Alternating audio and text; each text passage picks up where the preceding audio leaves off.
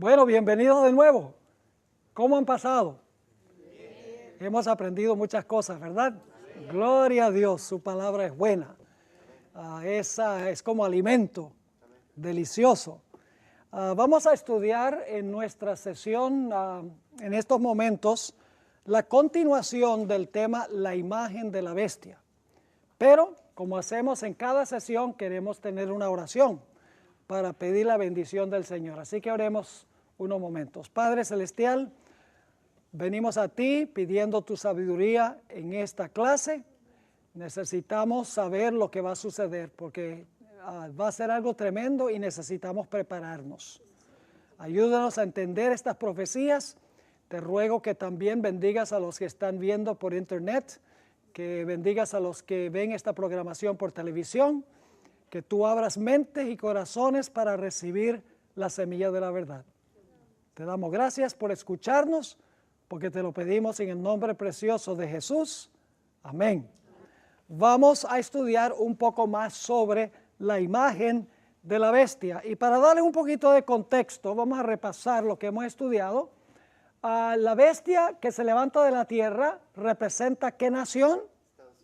Representa a los Estados Unidos. Los dos cuernos como de cordero que representan el poder civil y el poder religioso. Dos reinos en una misma nación.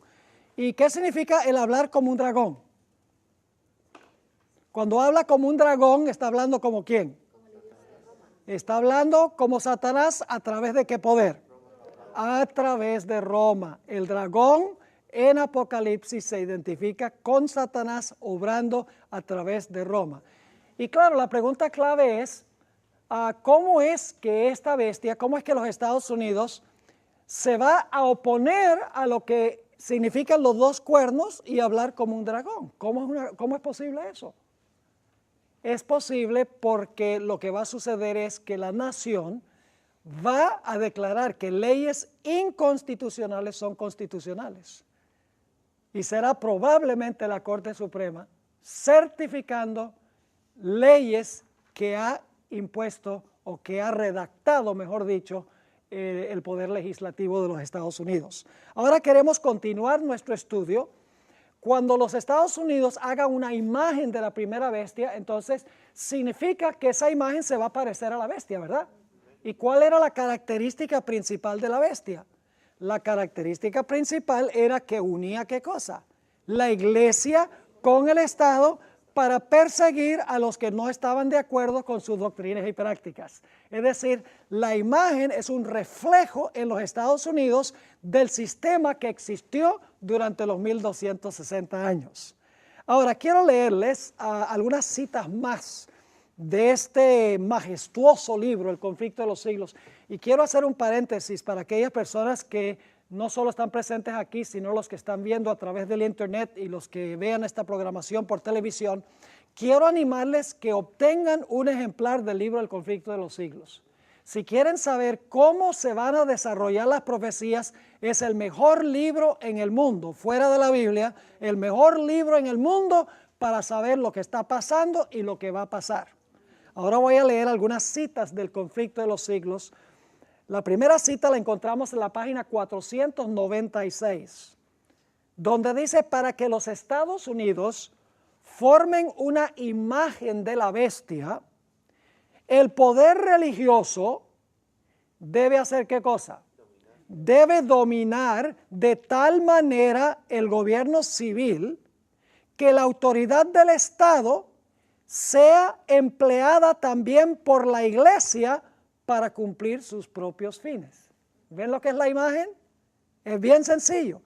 Como el papado durante los 1260 años usaba el poder civil para castigar a los que no estaban de acuerdo con ella, si se va a hacer una imagen de eso, significa que los Estados Unidos, las iglesias van a usar el Estado para perseguir a los que no estén de acuerdo con sus doctrinas y sus prácticas. Ese es el reflejo de la bestia, es la imagen de la bestia. En el conflicto de los siglos, página 638, encontramos esta cita. Roma se ha propuesto a restablecer. ¿Qué significa restablecer? Usted no puede restablecer lo que no estuvo establecido una vez. dice, se ha propuesto a restablecer su poder y a ¿qué? Tiene una herida mortal. Y a recuperar la supremacía que perdió. ¿Cuándo la perdió? 1798. Y luego dice ella, establezcase en los Estados Unidos el principio de que la iglesia puede emplear o controlar el poder del Estado, que las leyes civiles pueden hacer obligatorias las observancias religiosas. En una palabra, que la autoridad de la iglesia con la del Estado debe dominar las conciencias y el triunfo de Roma quedará asegurado en la gran república de la América del Norte. ¡Qué clarito habla esta cita! Otra cita más, Conflicto de los Siglos, página 498, dice, y escuchen bien, esta cita la vamos a usar mañana otra vez al final de nuestro último tema. Dice, cuando las iglesias principales de los Estados Unidos, uniéndose en puntos comunes de doctrina, es decir, van a decir, no peleemos por las doctrinas donde no estamos de acuerdo, vamos a unirnos en las que estamos de acuerdo. Dice, cuando las iglesias principales de los Estados Unidos, uniéndose en puntos comunes de doctrina, influyan sobre el Estado para que imponga los decretos e instituciones de ellas, entonces la América protestante habrá formado una ¿qué? Una imagen de la jerarquía romana y la aflicción de penas civiles contra los disidentes vendrá de por sí sola. ¿Qué citas tan claras, escritas en un tiempo cuando los protestantes no querían nada que ver con la Iglesia Católica? Uno nunca hubiera pensado que pudiera cumplirse esto, pero lo está uno viendo en el mundo de hoy. Mencionamos cómo es que habla una nación, por medio del Congreso, porque es la voz del pueblo, el Congreso. Es el gobierno del pueblo, para el pueblo y por el pueblo. Ahora escuchen bien, la primera bestia pensó que podía cambiar la ley de Dios, transfiriendo el día de reposo del sábado al domingo. La bestia de la tierra va a imponer este cambio por ley y el mundo entero será inducido a seguir el ejemplo de los Estados Unidos. Y claro, la gente se pregunta, ¿cómo sucederá esto si la reputación de los Estados Unidos está mala en el mundo? Indudablemente, como les mencioné anteriormente, sucederá en el ambiente de una cantidad de desastres naturales sin precedentes, de un colapso económico, de una criminalidad galopante y de una manifestación espiritista espectacular, diciendo que esto está pasando porque no se guarda cuidadosamente el día del domingo. En el conflicto de los siglos, inclusive, dice Elena White, que se usará el mismo argumento que usó Caifás ante el Sanedrín. Es necesario que esta gente muera y no que desaparezca la nación. Lo que parece ser patriótico y cristiano va a ser exactamente lo contrario. Va a ser anticristiano porque va a unir lo que Cristo separó. Y va a ser antipatriótico porque va a ir en contra de lo que establecieron los fundadores de la patria. Y como resultado, la apostasía nacional llevará finalmente a la ruina nacional. ¿Y ustedes pensarán que esto va a pasar solo en los Estados Unidos? No. Dice en Testimonios para la Iglesia, tomo 6, página 18, al unirse los Estados Unidos, la tierra de la libertad con el papado, para oprimir las conciencias y para obligar a todos que honraren el falso sábado, la gente de todo país del globo será inducido a seguir su ejemplo. Será una ley global eventualmente, primero en los Estados Unidos, pero luego todas las naciones serán inducidas a seguir el ejemplo de los Estados Unidos. Ahora me preocupa que en años recientes hay un creciente ecumenismo eclesiástico. Hay como una intimidad creciente entre las iglesias protestantes de los Estados Unidos y la Iglesia Católica. Uno de los factores que han llevado a los protestantes a acercarse más a los católicos Hay muchos factores. Yo escribí un documento de 50 páginas sobre todos los factores políticos, sociales, etcétera, que han llevado a este acercamiento entre los protestantes y los católicos. Algunos de los factores principales son que el catolicismo y el protestantismo han peleado por causas comunes.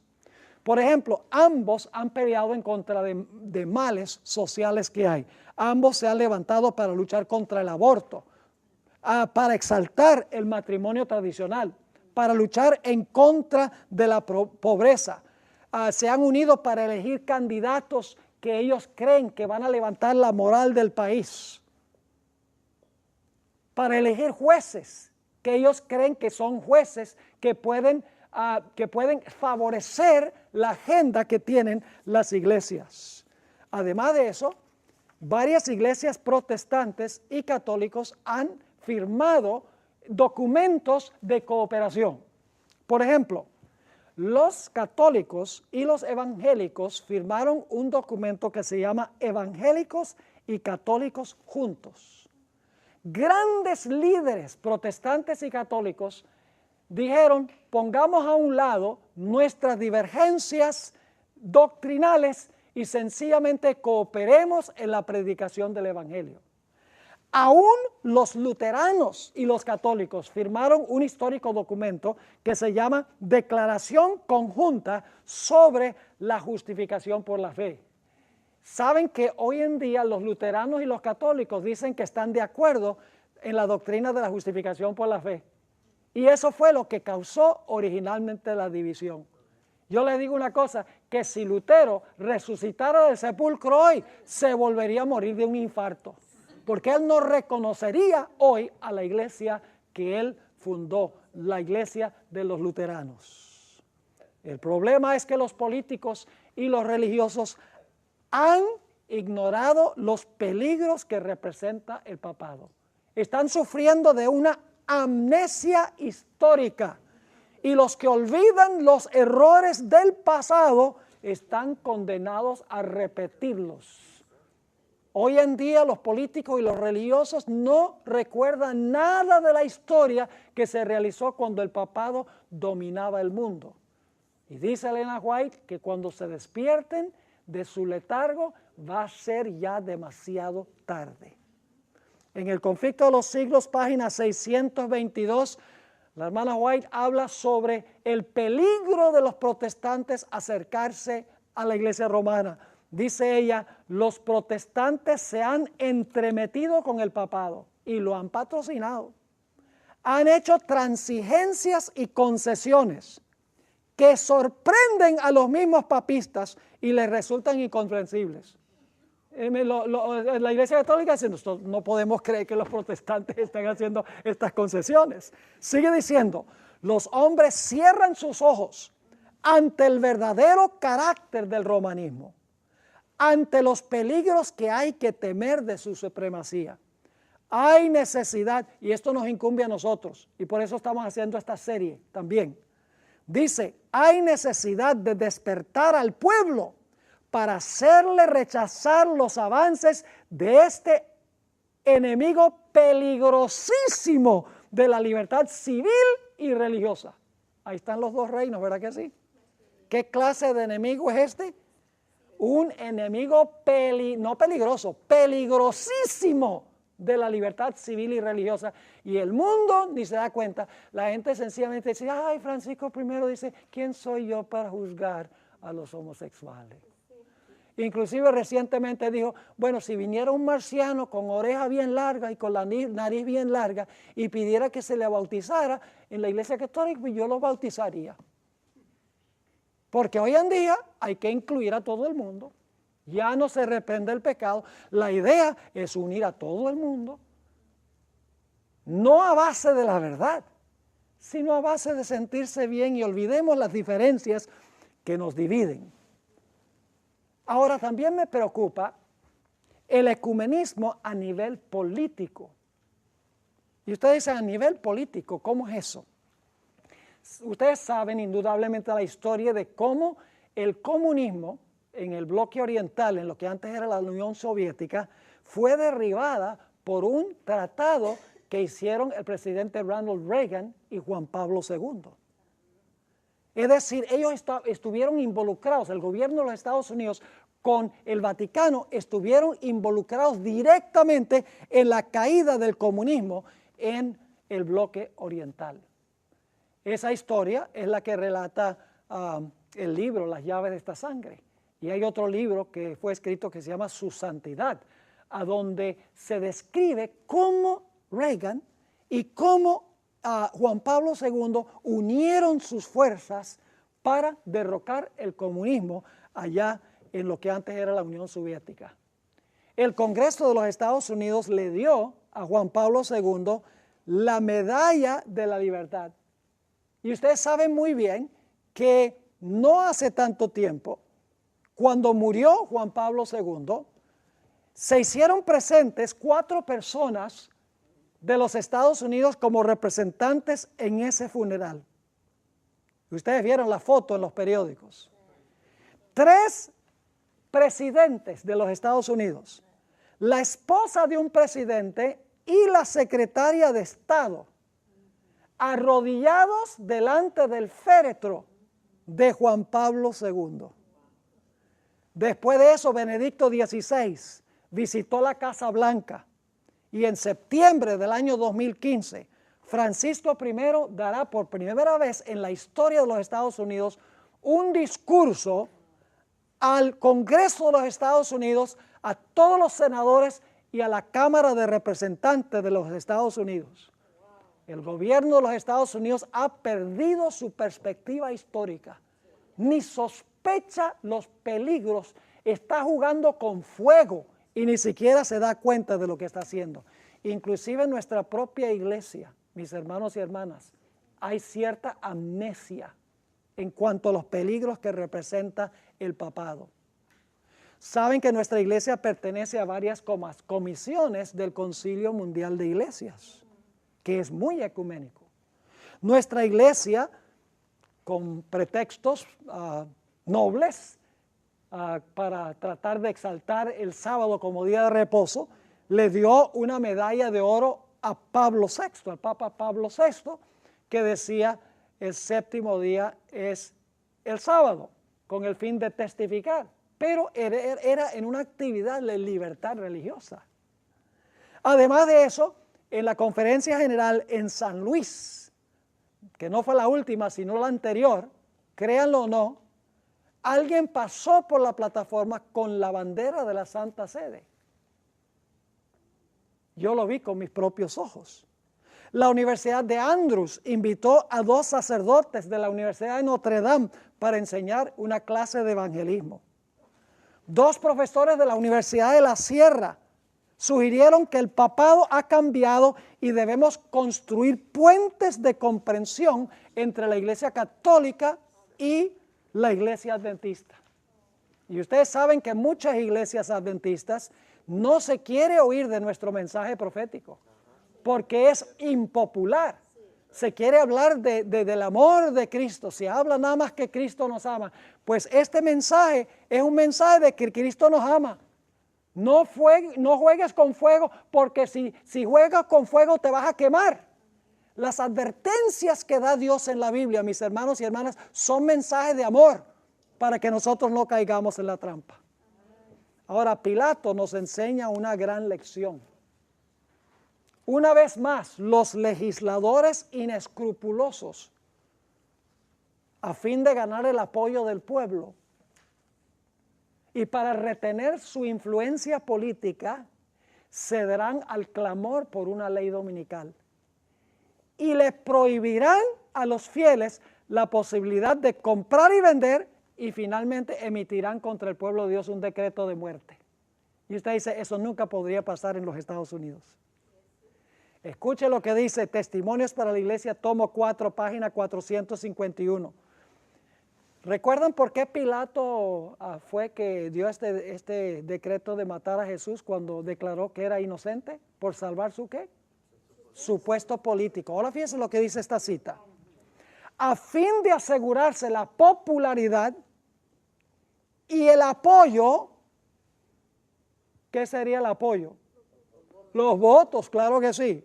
el apoyo, los legisladores cederán a la exigencia popular, a la exigencia por una ley dominical. ¿Por qué razón? Para asegurarse que la popularidad y el apoyo de las muchedumbres van a ceder a la exigencia por una ley dominical. Dice también en la Review and Herald, diciembre 24 de 1889, los ministros de las varias denominaciones están actuando por subterfugio.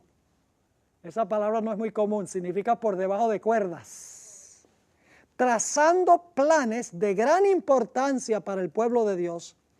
Y el objetivo de esta maniobra secreta es ganar el apoyo popular para la imposición del domingo como día sagrado. Si los ministros pueden convencer al pueblo, ¿quiénes son los culpables aquí? ¿Quiénes eran los culpables en los días de Cristo? Los líderes, exactamente. Si los ministros pueden convencer al pueblo que favorezcan una ley dominical, entonces están decididos a unir su influencia para obtener una enmienda religiosa a la Constitución para obligar a la nación ¿a qué? A guardar el domingo. Nuevamente se va a repetir la historia del juicio y la condena de Cristo Jesús. Cuando Pilato trajo a Jesús y a Barrabás y los puso lado a lado y le dijo a los judíos, escojan ustedes a quién quiere que yo suelte, ¿qué dijeron? Suéltanos a Barrabás. ¿Y por qué el pueblo dijo suéltanos a Barrabás? ¿De dónde vino esa idea? Noten Marcos el capítulo 15 y el versículo 11. Dice, mas los principales sacerdotes incitaron a la multitud para que le soltase más bien a Barrabás. ¿Quiénes fueron los que incitaron a las muchedumbres? Los líderes espirituales, los principales sacerdotes. Fueron los ministros de aquel tiempo que instigaron a las multitudes a clamar a Pilato que se crucificara a Jesús. La iniciativa no vino del populacho, la iniciativa no vino del poder civil, vino de los dirigentes religiosos. Quiero leerles esta cita en el Conflicto de los Siglos 649. ¿Y saben lo que es interesante? Escuchen bien. La Iglesia Adventista siempre ha predicado que nosotros debemos guardar la ley de Dios porque amamos a Dios. Hemos enseñado que se debe guardar toda la santa ley de Dios. No debemos tener otros dioses, no debemos tener imágenes, ni inclinarnos a entre imágenes. Debemos respetar el nombre de Dios, debemos guardar su santo día. Hemos predicado que la ley está vigente y que Dios quiere que guardemos la ley por amor a Jesús. Jesús dijo, si me amáis, guardad mis mandamientos. Pero saben que algún día el mundo religioso va a acusar a la iglesia adventista de hablar en contra de la ley y el orden y de causar los problemas sociales. Fíjense lo que dice esta cita tan interesante, el Conflicto de los Siglos, página 649. Dice, los que honran el sábado de la Biblia serán denunciados como enemigos de la ley y el orden, como quebrantadores de las restricciones morales de la sociedad. ¿Cómo qué?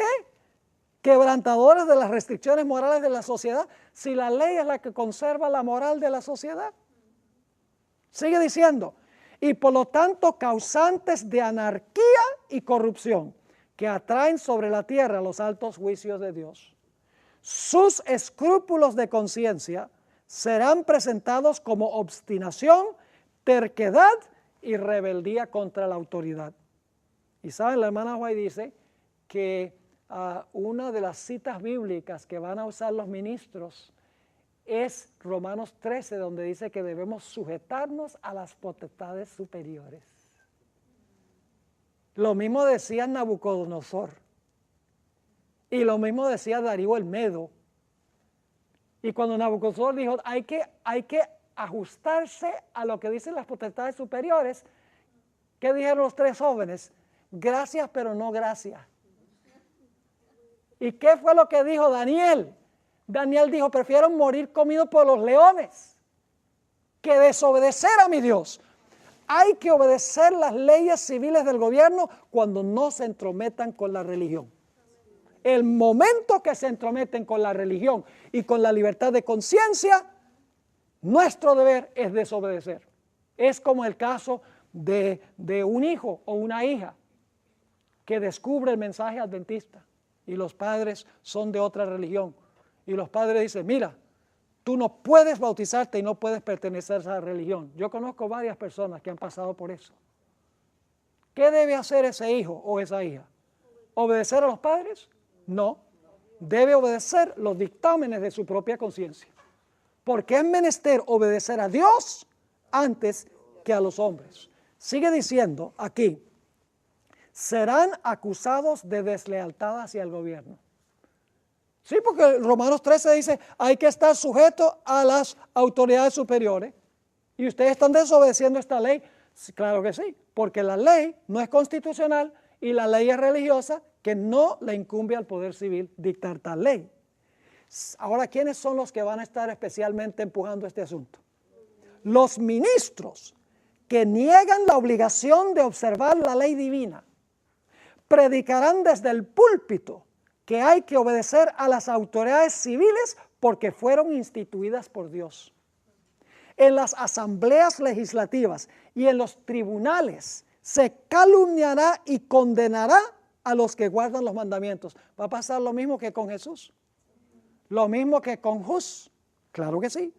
Sigue diciendo, se falsearán sus palabras y se atribuirán a sus móviles las peores intenciones. Cuando la iglesia primitiva perdió el espíritu y el poder del verdadero evangelio, la fibra moral de la sociedad se desmoronó y degeneró rápidamente. Los líderes eclesiásticos, viendo que la condición moral de la sociedad había decaído tanto y era tan deplorable, decidieron apelar al poder civil para que el poder civil pusiera orden moral en la sociedad, para que la gente se portara bien. Pero mis hermanos y hermanas, la forma de lograr que la gente se porte bien no es con leyes civiles, sino predicar el evangelio e implantar el evangelio de Cristo en el corazón humano. Esa es la forma de cambiar la sociedad. Pero en la iglesia primitiva, poco tiempo después de morir los apóstoles, ya la iglesia estaba apelando al poder civil para poner orden en la sociedad. Los protestantes de los Estados Unidos han visto que la moralidad en este país se ha ido de mal en peor. Es un país a donde se ha proliferado el aborto, la pornografía, el divorcio, matrimonios entre homosexuales. Y los evangélicos dicen, mire, lo que tenemos que hacer para remediar la sociedad es que el gobierno imponga leyes que prohíban esas cosas, que levanten el matrimonio entre un hombre y una mujer. Pero ¿saben lo que es interesante?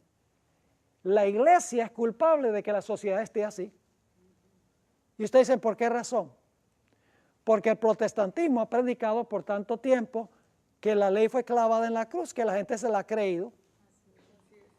Sí, no hay que guardar la ley, estamos bajo la gracia, y predican eso, y entonces la gente dice, no importa cómo yo viva, porque estoy bajo la gracia.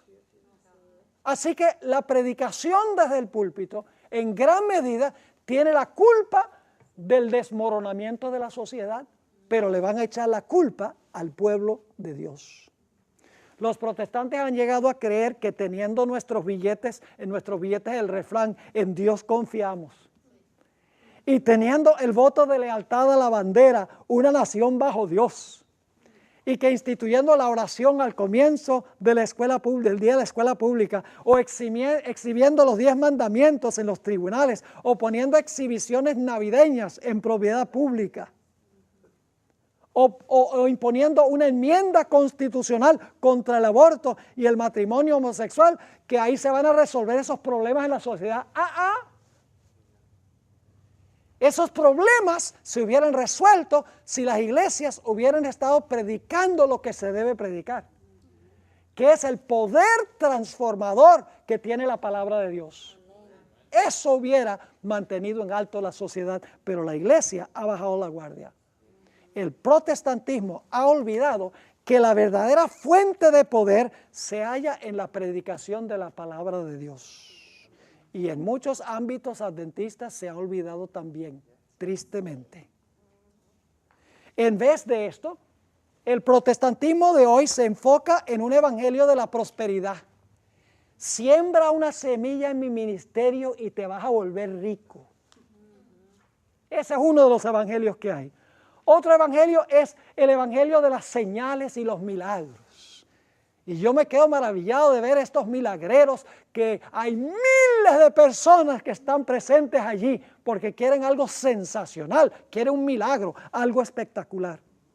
También existe el evangelio de la consejería psicológica, donde te explican cómo tú puedes ser feliz en este mundo, cómo puedes resolver tus problemas matrimoniales, etcétera, etcétera. Y otros, el evangelio es el activismo político, involucrarse con el gobierno para que el gobierno arregle lo que la iglesia desarregló.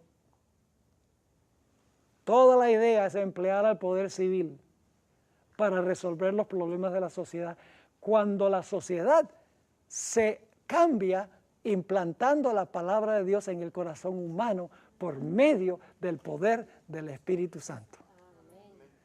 Ahora notemos la perspectiva de Apocalipsis 17, y nuestro próximo estudio será sobre Apocalipsis 17 en detalle, pero ahora lo que quiero es introducir un poco sobre este capítulo tan interesante. La profecía de Apocalipsis 13, 11 al 18 se va a cumplir plenamente en Apocalipsis 17. Así que tienen que recordar que la profecía de Apocalipsis 13, 11 al 18, en cuanto a la bestia que se levanta de la tierra, habla como un dragón, hace una imagen, manda a todos a adorar la imagen de la bestia, impone la marca a la bestia, todo eso se amplía en Apocalipsis el capítulo 17. Ahora, en Apocalipsis 17 aparece una mujer ramera. ¿Qué representaría esa mujer ramera? Representaría una iglesia, ¿qué? Una iglesia apóstata. Representa lo mismo que la bestia de Apocalipsis 13. El hombre de pecado también se le llama. En Daniel 11 se llama el rey del norte. En Daniel 7 se llama el cuerno pequeño. En Mateo 24 se le llama la abominación asoladora. Tiene diferentes nombres, pero es el mismo sistema. Se ve ahí una mujer ramera que representa una iglesia apóstata. Esa ramera está sentada sobre muchas aguas. ¿Qué representan las muchas aguas? Representan naciones, multitudes, lenguas y pueblos. ¿Y qué es lo que hizo que esta mujer se convirtiera en ramera? Fornica ¿con qué? Fornica con los reyes de la tierra. Y está vestida, ¿cuáles son sus colores predilectos? Está vestida de púrpura y de escarlata y adornada con oro y piedras preciosas y perlas. Y le da su vino o sus falsas doctrinas a las naciones. Pero también tiene hijas que nacieron de ella, pues es la madre de las rameras y las fornicaciones de la tierra. Y derrama la sangre de los santos de Dios. Inclusive controla el comercio mundial, según esta profecía. Ahora, ¿saben que hace unos años en Argentina tuve una semana de conferencias ahí en la universidad? Prediqué un tema sobre Apocalipsis 17 y le anuncié a la gente, le dije, mire, yo voy a predicar hoy sobre un sistema religioso que encontramos en Apocalipsis 17. Yo no les voy a decir esta noche qué poder es ese. Yo no les voy a decir qué iglesia se está describiendo aquí. Sencillamente les voy a dar una lista de características. Y entonces ustedes van a adivinar de qué poder está hablando Apocalipsis 17. Y en ese capítulo pues yo mencioné la ramera, que representa una iglesia que se ha prostituido, una iglesia que está metida en la política, una iglesia que es mundial porque domina sobre naciones, pueblos, lenguas y pueblos, una iglesia cuyos colores predilectos son púrpura y escarlata, una iglesia que es supremamente rica, donde hay mucho oro, muchas platas, piedras preciosas, una iglesia de donde nacieron hijas las sectas protestantes, una iglesia que a través de la historia ha derramado la sangre del pueblo de Dios. Di todas las características y no dije quién era. Pues resulta que la siguiente mañana tenía entrevistas con alumnos y vino una alumna y me dijo, pastor, yo quiero que usted sepa que usted me ofendió anoche, usted ofendió a mi iglesia.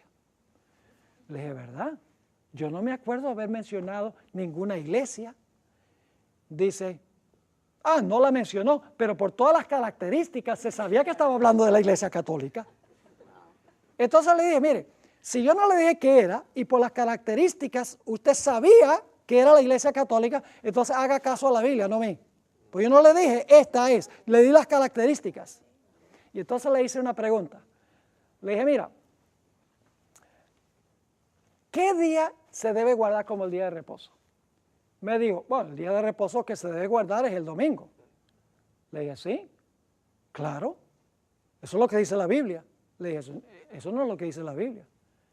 Le dije, si tú lees en tu Biblia católica Éxodo 20, tú vas a encontrar que Éxodo 20 dice que el séptimo día, sábado, es el día de reposo. Él dice, no, la Biblia católica no dice eso. No lo había leído. Yo le dije, claro que lo dice. Y me dice, ¿verdad? Y yo dije, sí, analícelo usted misma. Y entonces la puse en un dilema. Le dije, mire, Juan Pablo II, el papa más respetado de la historia, escribió una carta pastoral que se llama Dies Domini, el Día del Señor. Y ahí él dice que el día que hay que guardar es el domingo, pero la Biblia católica dice que es el sábado. Entonces, ¿a quién usted le cree? ¿A la Biblia católica o al Papa? Por unos momentos hubo un silencio rotundo. ¿Y sabe lo que me dijo? Me dijo, no, yo no entiendo esto, yo voy a hablar con mi obispo. Y la miré y le dije, hable con su obispo, pero ya le voy a decir lo que el obispo le va a decir. Y es que la Iglesia Católica tiene el derecho de cambiar la ley de Dios, de cambiar el día de reposo del sábado al domingo. ¿Qué hombre, qué sistema en el mundo tiene derecho de cambiar un mandamiento que Dios escribió con su propio dedo? Oramos, la mujer se fue, no sé qué fue lo que pasó. Espero que algún día pueda encontrármela en el reino. Pero escuchen bien, le di las características que acabo de mencionar y ella inmediatamente identificó este sistema apóstata como el papado. De esta manera es como la iglesia, el Estado, los comerciantes, los protestantes y las muchedumbres se van a unir para establecer un nuevo orden mundial. Por un corto tiempo, todo va a andar más o menos bien. Pero luego, algo va a suceder. Los líderes políticos del mundo y las muchedumbres se van a despertar de su letargo y se van a dar cuenta que han sido engañados por los líderes religiosos. Terrible será ese momento. Será como otra revolución francesa, pero no en Francia, sino a nivel global. Quiero leer la cita que da el Espíritu de Profecía en el conflicto de los siglos 713 y 14, pero antes de eso quiero dar la base bíblica. Apocalipsis 17, 16. Apocalipsis 17 y 16 habla de ese momento. Ustedes leen Apocalipsis 17 y dice, la ramera está contenta y los reyes están fornicando con ella y los comerciantes están bien y las muchedumbres se dejan dominar y todo anda bien. Pero algo va a pasar. Dice en el versículo 16, y aborrecerán a la ramera y la dejarán desolada. Estos son los mismos reyes con que fornicaba. Y la dejarán desolada y desnuda y devorarán sus carnes y ¿qué? Y la quemarán con fuego. Esa es una forma de decir que van a estar bien bravos. Ahora fíjense, aquí viene la cita que amplía este versículo. Los hombres ven que fueron engañados. Esto es bajo la sexta plaga de Apocalipsis. Ya la puerta de la gracia se ha cerrado. Ahora viene una oscuridad tenebrosa sobre la tierra. Y de pronto los impíos se dan cuenta de que han sido engañados por sus líderes espirituales. Dice, los hombres ven que fueron engañados. Se acusan unos a otros de haberse arrastrado mutuamente a la destrucción. Pero todos concuerdan para abrumar a los ministros con la más amarga condenación. Es cosa seria ser un pastor y tener este libro. No es una cosa pequeña. ¡Ay de los pastores que no estén predicando este libro! Sigue diciendo, los pastores infieles profetizaron cosas lisonjeras. Indujeron a sus oyentes a menospreciar la ley de Dios y a perseguir a los que querían santificarla. Ahora, en su desesperación, estos maestros confiesan ante el mundo su obra de engaño. Las multitudes se llenan de furor. Antes querían matar al pueblo de Dios. Ahora el enfoque es distinto. Las multitudes se llenan de furor. Estamos perdidos, exclaman, y vosotros sois causa de nuestra perdición. Y se vuelven contra los falsos pastores. Precisamente aquellos que más los admiraban en otros tiempos pronunciarán contra ellos las más terribles maldiciones. Las manos mismas que los coronaron con laureles se levantarán para aniquilarlos. Las espadas que debían servir para destruir al pueblo de Dios se emplean ahora para matar a sus enemigos. Por todas partes hay luchas y derramamiento de sangre. Algún día el mundo se va a despertar cuando se dé cuenta que ha sido engañado y que el día de reposo en verdad es el sábado, porque Dios lo va a escribir en el cielo según el Salmo 50. Su ley se va a dejar ver en el cielo. La gente va a decir, sí era el sábado, pero ya va a ser demasiado tarde. Y va a haber otra revolución francesa. Porque fíjense lo que sucedió. En el año 508 se le quitaron las cadenas al poder papal y asumió el poder civil. 1798 le volvieron a poner las esposas porque el poder civil le retiró su apoyo. Cuando los Estados Unidos impongan la ley dominical por instigación del papado unido con los protestantes, se le cayeron las cadenas. Pero las cadenas serán puestas de nuevo cuando las naciones del mundo se den cuenta que han sido engañados. Los poderes civiles le retirarán su apoyo y la harán desolada y desnuda y comerán sus carnes y las quemarán con fuego. Una descripción de cómo se trataba a las rameras en los tiempos bíblicos. La historia de Esther nos ayuda a entender un poco más este momento crucial de la historia. En la historia de Esther se nos informa que el gobernante civil, ¿cómo se llamaba? Asuero, dio un decreto de que todos debían inclinarse y hacer reverencia a Amán. Cuando Mardoqueo rehusó hacer esto, Amán se llenó de ira, a tal grado que persuadió al rey, escuche bien, persuadió al rey que diera un decreto de muerte en contra de Mardoqueo y de todos los judíos. Y fue por instigación de la esposa de Amán que Amán obró para que se realizara esto. Y la esposa le dijo, mira, haz una horca para ahorcar a Mardoqueo, para que te deshagas de este que no quiere obedecer la ley del rey de inclinarse ante ti. Ahora quiero que noten la ley que proclamó el rey Asuero. Dice aquí en Esther 3, 8 y 9, y dijo Amán al rey Asuero, hay un pueblo esparcido y dividido entre los pueblos en todas las provincias de tu reino. Y ahora, ¿cuál es el problema según dice Amán al rey Asuero? Dice sus ¿qué? Sus leyes son diferentes de las de todo pueblo. Y no guardan las leyes del rey. ¿Ven el paralelo? No guardan las leyes del rey. Y al rey nada le beneficia el dejarlos vivir. Como ellos no obedecen tu ley y tienen una ley distinta, pues son los judíos que tienen la ley de Dios. Amán obra sobre el poder civil y le dice hay que acabarlos.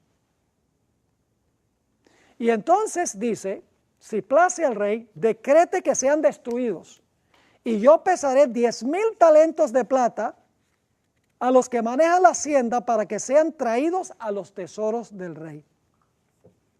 Amán convenció al rey que para la estabilidad política de su reino era necesario desarraigar a Mardoqueo y a todo su pueblo. El decreto de muerte fue escrito por Amán y tenía una fecha. Pero debía ser ejecutado ¿por quién? Por la autoridad del rey. ¿Saben que la hermana White dice que el decreto de muerte que se emitirá finalmente contra el pueblo de Dios será muy semejante al que se dio en los días de Esther?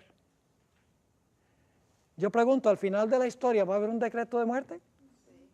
Y saben que ese decreto de muerte va a tener una fecha. Y cuando llegue la fecha se va a autorizar matar a todos los que no están de acuerdo con esa ley. Igualito que en los días de Esther. Todo parecía andar bien para Amán, hasta que el complot fue desenmascarado por Esther. Y ahora, como dicen los puertorriqueños, el rey se enfogonó, pero no contra los judíos ni Mardoqueo, sino contra el que había preparado el complot. Y la horca que se debía usar para ahorcar a Mardoqueo llegó a ser la horca que se usó para ahorcar al que preparó el complot. Es decir, murió con sus propias armas. Y saben que este es un tema que recurre vez tras vez en las profecías. Por ejemplo, en los días de Darío. ¿Recuerdan la experiencia de Darío?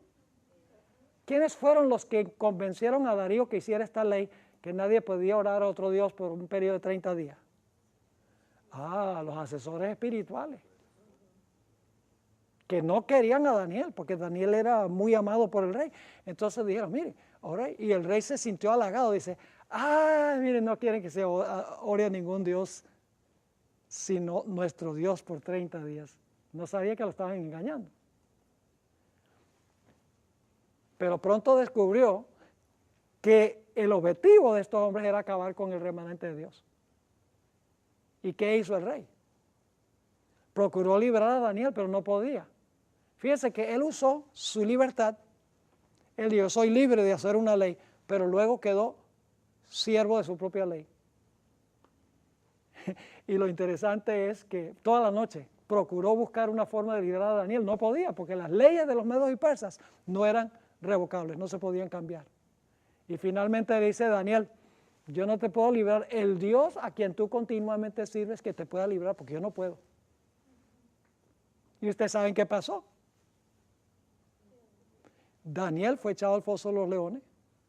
Por la mañana el rey viene, Daniel, el Dios a quien tú continuamente sirves, ¿te ha podido librar? Daniel dice, sí. Y ahora el rey se enfogonó. ¿Contra quién? Los que prepararon el complot murieron con los leones que ellos mismos habían planeado para matar al pueblo de Dios. Las espadas que se deben usar contra el pueblo de Dios en el tiempo de fin se van a usar para eliminar a los que prepararon el complot contra el pueblo de Dios. Lo mismo tenemos en los días de Daniel, cuando los 3 jóvenes fueron echados al horno de fuego. ¿Quiénes murieron por el fuego? Los que los echaron. Lo mismo sucedió en los días de Cristo. Los judíos dijeron, vamos a aprovechar para usar al gobierno civil de Roma para acabar con Cristo y salvar nuestra nación. Pero el mismo poder que ellos usaron para acabar con Cristo, los acabó a ellos. ¿Ven cómo es que se realiza esto? Lo mismo sucedió con el papado. ¿Recuerdan lo que pasó con el papado? Por 1260 años oprimió al pueblo de Dios. Y cuando llegamos al periodo de la Revolución Francesa, los que estaban ya hartos de que el papado los dominara y los pisoteara. Francia, la hija mayor del papado, que le había brindado por primera vez el poder civil al papado, se levantó y le dio la herida mortal. Lo mismo va a pasar al final de la historia. Los reyes con quienes ha fornicado la ramera, todos los que se han unido con este sistema falso de religión, se van a despertar de su letargo y van a descubrir que han sido engañados. Y las mismas armas que tenían planeado usar para destruir al pueblo de Dios, se usarán para destruir a los que prepararon el complot para destruir al pueblo de Dios. Dios intervendrá para liberar a su pueblo. Dios derrotará a estos reyes, porque según Apocalipsis 17, Él es el Rey de Reyes y el Señor de Señores. En Apocalipsis 17 dice que la ramera está sentada sobre muchas aguas, sobre muchedumbres, naciones, lenguas y pueblos. Y como veremos en Apocalipsis 16, dice que las aguas sobre las cuales se sienta la ramera son las aguas del río Éufrates. Y dice que cuando el sexto ángel derramó su copa sobre el río de Éufrates, las aguas del Éufrates se secaron. Es decir, se le van a secar las aguas a la ramera. ¿Qué representan las aguas? Muchedumbres, naciones, lenguas y pueblos. Por un tiempo tiene las aguas fluyendo y todo le está yendo bien. Está sentada y gobernando sobre las naciones, tribus, lenguas y pueblos. Pero llega un momento en que se le van a secar las aguas. Es decir, las aguas le van a retirar su apoyo. Como en la antigua Babilonia, las aguas del Éufrates se secaron, que llevó a la caída de Babilonia.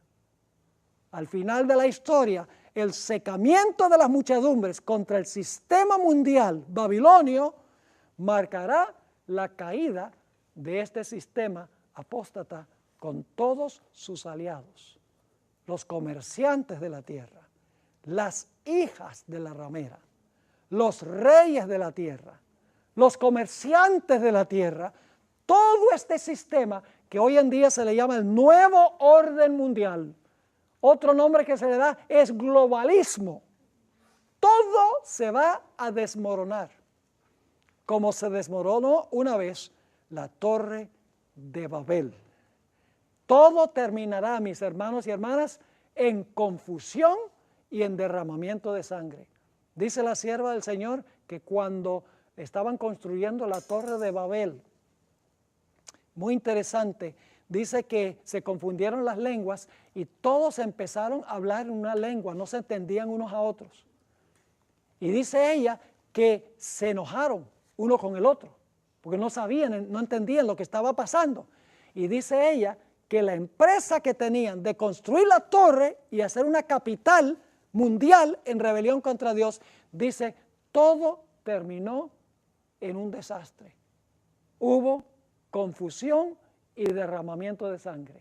Y dejaron de edificar la ciudad y dejaron de edificar la torre. Todas esas historias que encontramos en la Biblia son tipológicas o simbólicas de lo que va a pasar al final de la historia en este mundo. No se sientan acomplejados por la oposición que muchas veces hay cuando nosotros hablamos de estas cosas, porque oposición siempre habrá. Pero Dios, mis hermanos y hermanas, finalmente intervendrá para liberar a su pueblo. Su pueblo se parará sobre el monte de Sión con el Cordero.